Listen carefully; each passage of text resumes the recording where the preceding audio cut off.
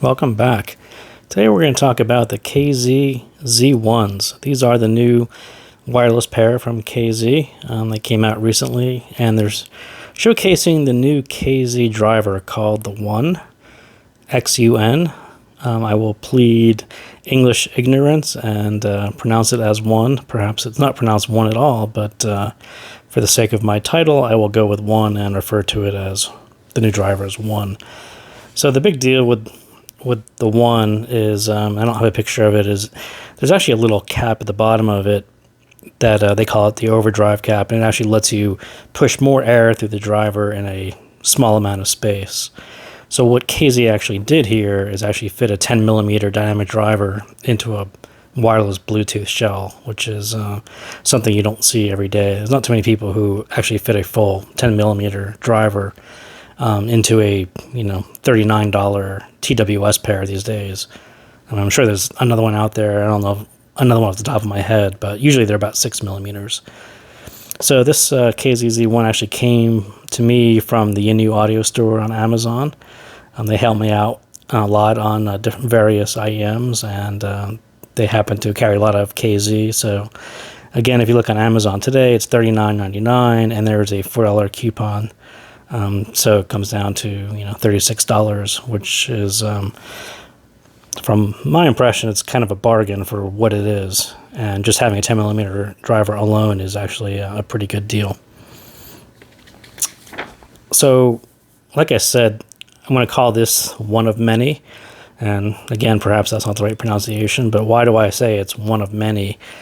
So recently I caught this image of the Z3. This will be the hybrid version of it.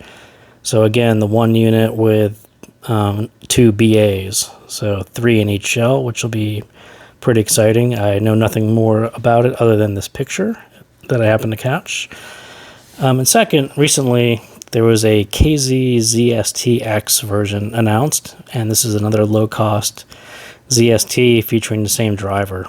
So this one, again, it's on AliExpress. There's kind of almost no information on it, but what I did catch was specifically in this picture, this wide horizontal and vertical sound field. And I'll kind of get to that in a minute, but as far as things that stood out to me on the Z1, that's definitely really high up there, and perhaps that's just an attribute of this driver or the shell or how they configured it in the shell. So yeah, it's definitely strange for $38 or $39 after having tried a lot of wireless pairs in that range.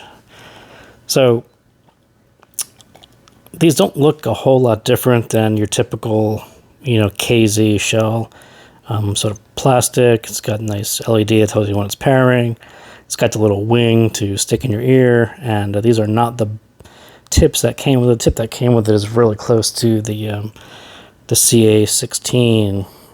So it's this kind of clear, soft version, and this is a harder white that I ordered from Amazon as well. But so another nice thing about the KZ1 is that these almost full-size tips, and pretty much full-size tips, actually drop into the case and actually charge, whereas most of the time you get these are my Galaxy Buds, and these are the special Comply tips that were designed specifically for this bud, specifically to fit in the charging case. That becomes kind of a hassle if you're a fan of using your own tips with these wireless pairs, is that they almost never fit back in the case and charge the earbud itself. So that was a kind of a cool side note that I noticed with the Z1. So what's the first thing that you will notice when you throw the Z1s into your ear? They are loud. Occasionally you run into this with wireless pairs, and some of them seem to be really loud. So if you're used to doing like an 85% volume on your wireless pair, the Z1 is going to put you back into the 50% range. It's just really loud.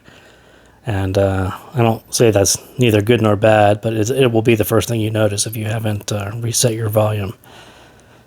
So second thing, the sound signature. It definitely leans detailed over a natural sound. It's not really warm.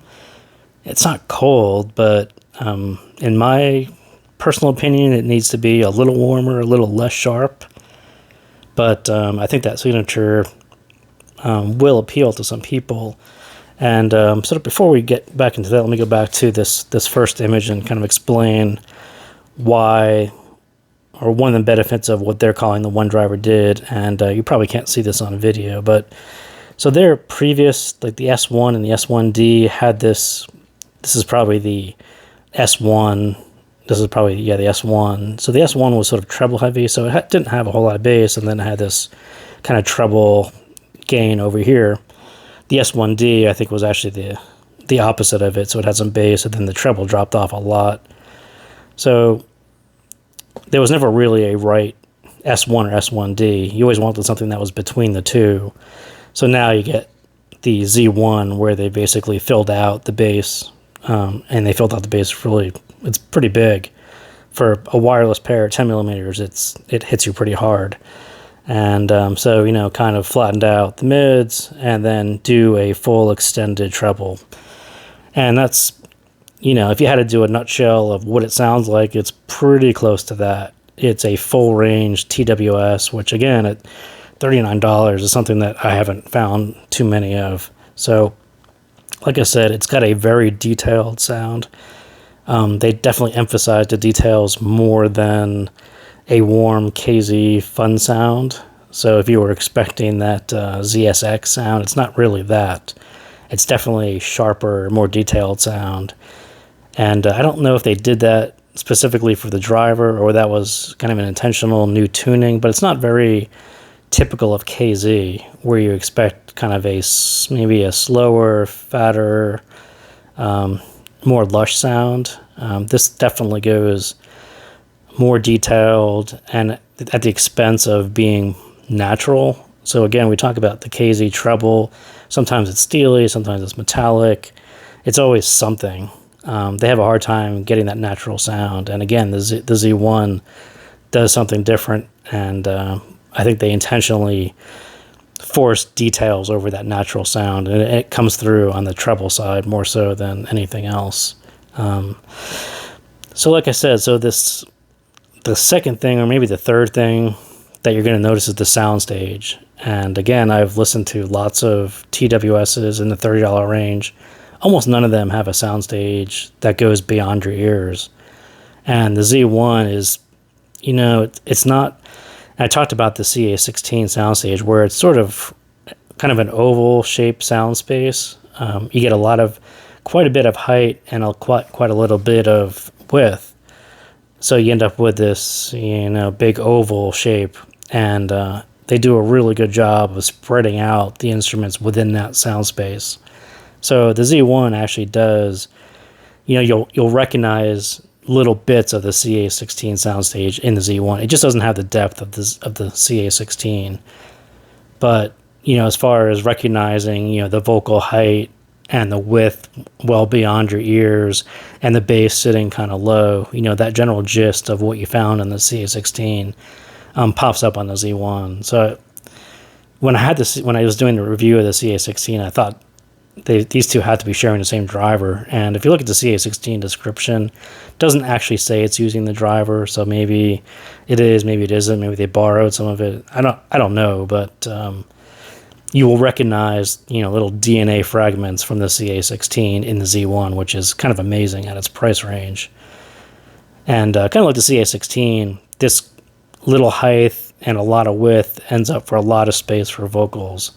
So you just don't get that typical Bluetooth congested sound on the Z1. It's actually really wide and nice.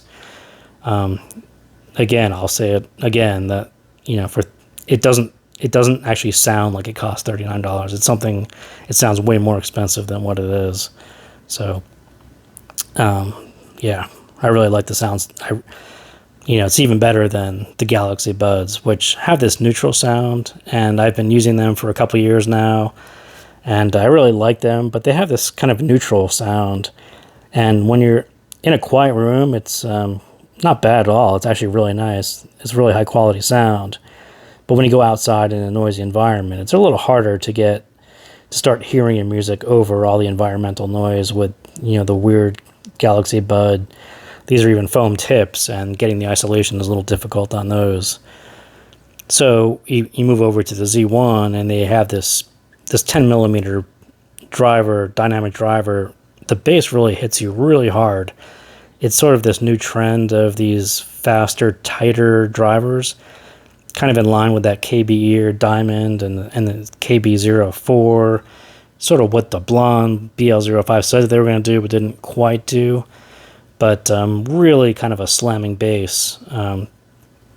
It's different. If you haven't heard any of these new style dynamic drivers that are really tight and hit really hard, it's kind of shocking how hard this hits in a Bluetooth headset, earbud. Yeah. So if you're a fan of that big, hard sound, especially EDM, where you get those really hard bass hits, the Z1 is kind of right up your alley.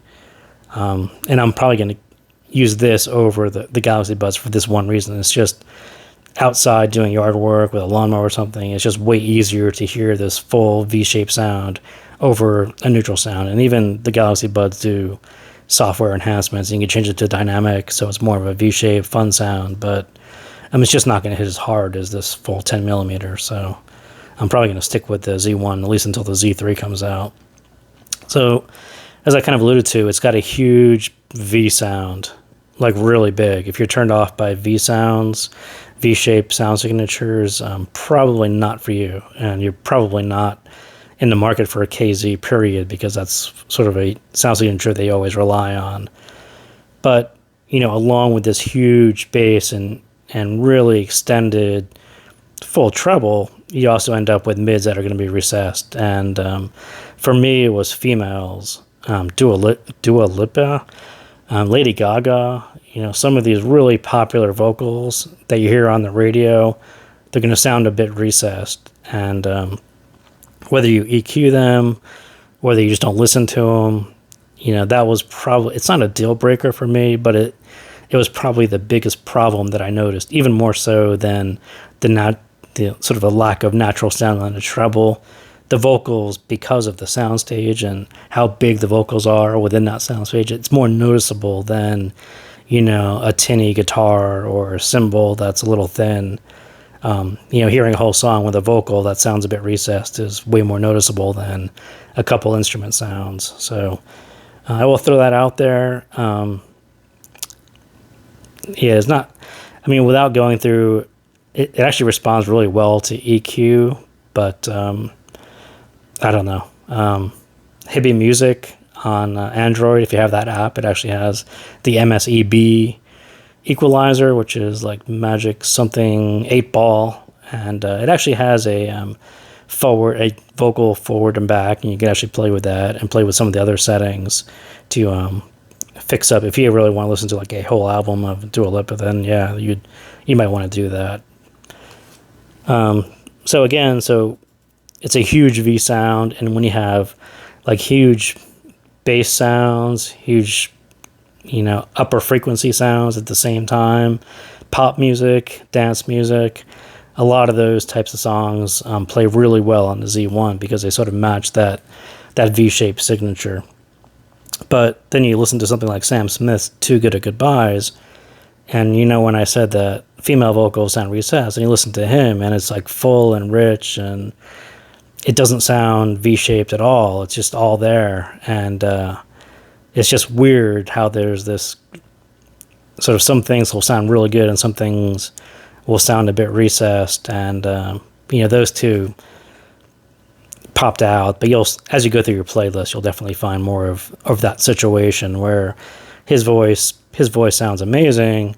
The piano is a little back. But you get this persistent low frequency kind of underneath everything in the soundstage. Then you hear his snaps, and you get that full extension on the treble, and his high frequency percussion in that song just really pop out because of this V-shaped sound. So that was one of the songs that really hit many of the key points on the sound signature in the right way. And then, as I said, you get sort of this CA16 DNA. There's recognizable bits of the things that you hear on the CA16 in the Z1, which was kind of super cool for me because I got them both about the same time. And you're like, wow, so they must have borrowed something. It's just not clear what they did. So like I said, on the treble side, it's super detailed. I don't know if I have a more detailed Bluetooth headset than the Z1 right now. I mean, it does a really good job at details. Not so much texture like on a CA16, which was extremely textured. This is more about those, hearing echoes and tiny parts of songs, the micro details. All those are all coming through on the Z1, which is, again, it's kind of a feat for this price range because usually those are the first things that go. But I think they really did live up to that treble extension frequency range graph. I think that's pretty much what it is. So that was cool. So kind of in this 2 to 4K range, some songs will hit you in the wrong spot. They'll sound kind of harsh and shouty. And again, it's kind of like what I said about Sam Smith and Dua Lipa is like, you'll be going along for 5 songs that sound great, and then one will just sound too close, too shouty, a little harsh, and then the next song will sound great again. And it's a bit maddening to kind of go through and try to figure out what's really going on. But if you play with the EQ a bit, at least start 2 and 4, and I don't know if you want to do it per song, but I had a real problem generalizing that and say, well, always bump the 2K down 3 decibels or something like that. It wasn't really that obvious that that's what was going on. It was more about certain songs hitting the driver in the wrong spot than, a general, just lower the 2K or the 4K and you'll be fine. So something to be aware of. I think all the upper mid into the treble section gets a bit dicey. That's going to be the dicier part for a lot of people. And if your music doesn't push it, you'll probably never notice it. But I noticed that electronics will almost always sound better than instruments because of that one reason is, 4 instruments might sound fine and the 5th one will sound a bit off. And, the Z1 won't be the first TWS that does that. You were even the first IEM that has that problem. But I definitely prefer electronic music over acoustic music, even though, 8 out of 10 acoustic songs sounded fine. But, the other 2, you're like, your eye starts to twitch a little bit when you hear the guitar. So maybe the last bit. So as I said, Robin Schultz has a song called Headlights. And it starts off really thin on the Z1. And then when you get through into the song, suddenly it all sounds right. It all fills in. You get this full midsection like it should sound. But you'll definitely notice this transition from where it started to where it ends. And my camera's wigging out on me, so maybe I'll move my hand or not. So last little bit on the blurry side. So like I said, Headlights starts off a bit thin and then kind of works its way towards sounding good. He has a song called Oh Child, the Nervo and IG mix, which, magically sounds, nearly perfect from the beginning to end. And, same guy, same type of song, but just his choice of instruments and samples kind of makes a huge difference. All you S20 fans out there, that was a cool S20 camera wig out, which I haven't seen too often lately, but it did. So that's about it. Like I said, I really like it. It'll probably be my yard work pair now because it's just so loud and you can pretty much hear great music over a lot of environmental noises, so that'll work out well. And so keep your eye out for this ZSTX. This will have the same driver at 16 to 17 bucks. Seems a little ridiculously cheap for it, but we'll see how that one plays out. And then again, the mysterious Z3, which hopefully KZ will announce in the coming days. And hopefully it still has a 10 millimeter driver, and they're throwing 2 BAs in there to round out, maybe give you a more natural sound than what the Z1 does today. So again, thank you for tuning in, and I will see you next time.